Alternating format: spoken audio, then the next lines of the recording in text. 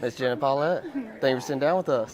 Thanks for having me. CMA Fest is back again. How's it feel? Feels good. Feels good to be back. Feels good to be performing in front of so many people that just love country music. I think a lot of discovery happens this week. You know, people are just like, oh, I think I heard of Jenna one time, or she's got a song I heard on TikTok the other day. And then they just show up and you get the opportunity to grab some extra fans and people that become invested in your career and your music. So it's awesome. It's not just extra fans, it's 90,000 people coming on to little old Broadway. It's so crazy. As a performer, what does that mean to have such a big turnout to support live music?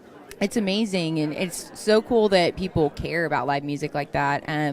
On the way here, on my flight from Dallas to Nashville, we had people from Australia. Their family was here for CMA Fest. So I'm like, people are coming from all over the world. So in that 90,000 is a lot of people from everywhere, not just the U.S. So it's amazing. Now, you're a Texas girl, true blue cowgirl, grew up ranching.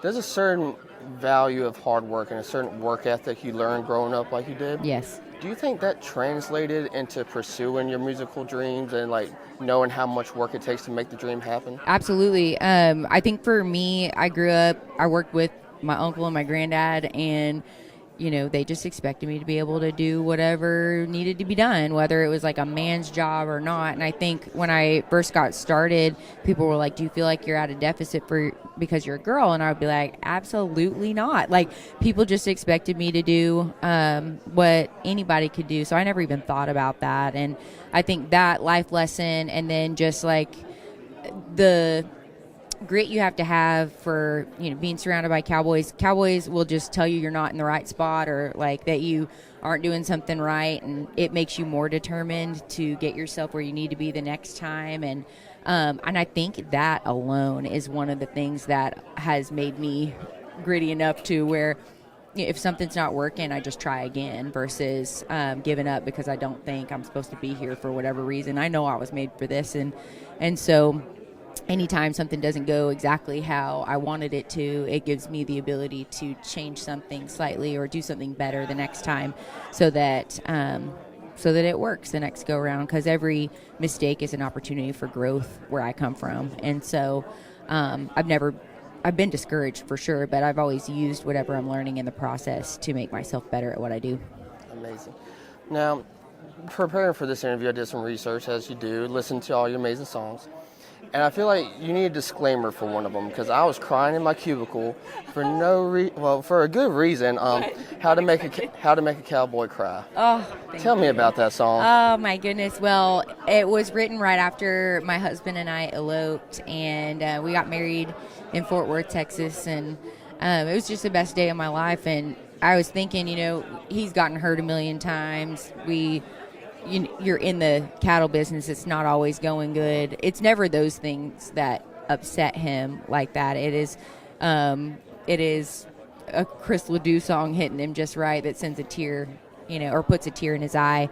And it is me walking down the aisle in white and us having our little girl that makes him feel something. And it's all the things that make life sweeter, that make a cowboy emotional. They're poetic souls. They're men that keep to themselves in a lot of ways, and so when they express themselves, it's about the things that really, really matter, and things that you would probably make other people get upset just don't touch them the same way that their wives and babies do. You know, it's just really sweet. And actually, when I wrote that song, we weren't even thinking about having a baby.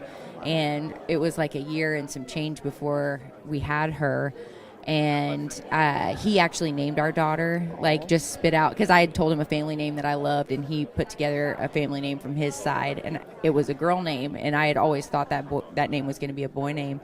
And it was just so perfect that I was like, oh my gosh, I have to have a girl with this man, you know? So anyways, we put that in the song, not knowing that we were going to have our little girl the following October. And it's just exactly how it was in the song. I even went into labor when I, like, at the 2 a.m. lyric in there, like I went into labor at 2 in the morning. Oh. It was so crazy how some of that, I've like chills just talking about it, but it's just, it was like almost prophetic, you know, just all the ways that it came together. And And I could not perform that song for a long time without sure. crying myself. So I'm sure. And since the last we spoke, like you said, you've had that daughter.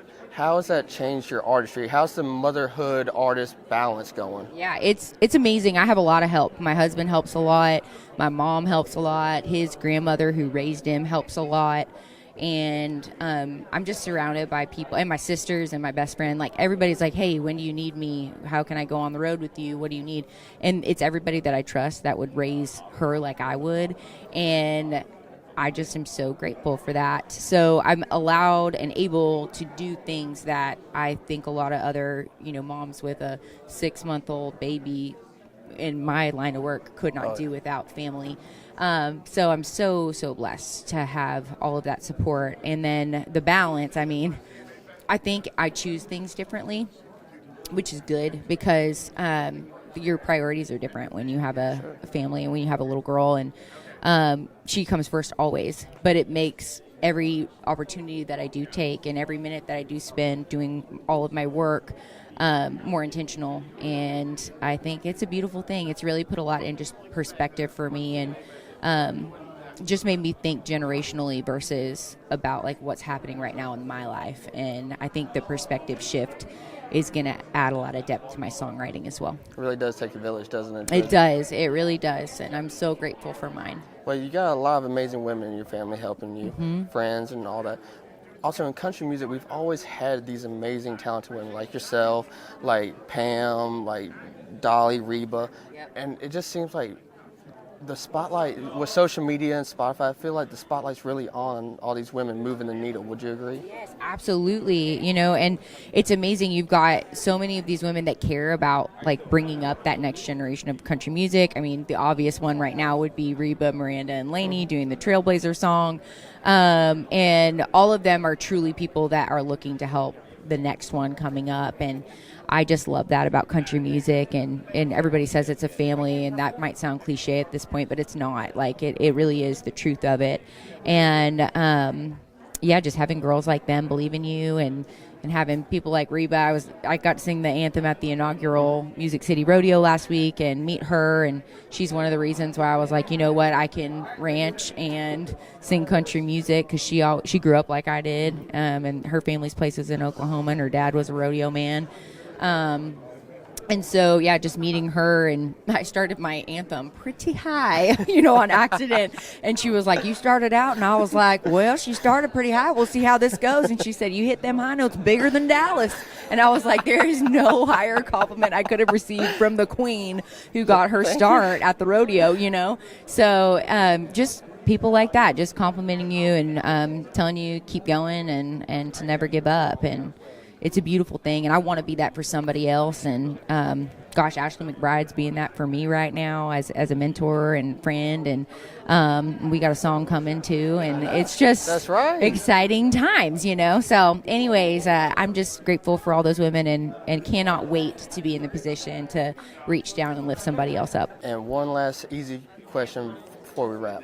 For any young lady out there working the ranch, dreaming of this music career, do you have any pieces of advice for them? Yeah, figure out who you are, what you want to say, and how you want to say it, and then do it over and over again and better each time, and you'll get where you want to go.